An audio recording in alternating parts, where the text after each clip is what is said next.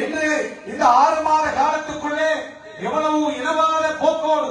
கடந்த காலங்களிலே பழைய கோட்டாபே அரசாங்கம் இனவாதத்தை நேரடியாக கற்கிறார்கள், நமது சமூகத்தை நேரடியாக பழிவாங்கினார்கள், நேரடியாக அநியாயங்களை செய்தார்கள். ஆனால் இவர்கள் நாங்கள் இனவாதிகள் அல்ல, அதாவது சிறுபான்மை கட்சிகளை எல்லாம் இனவாத கட்சிகளாக சொல்லிக் கொண்டு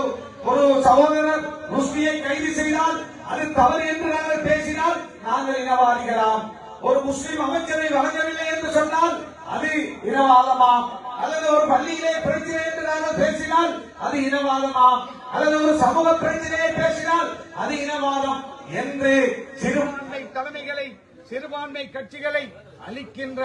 பல போராட்டங்களை கடந்த காலங்களிலே அவர்கள் செய்தாலும், அவர்கள் தேர்தலிலே வெற்றி பெற்றிருந்தாலும் அந்த வெற்றி அவர்களால்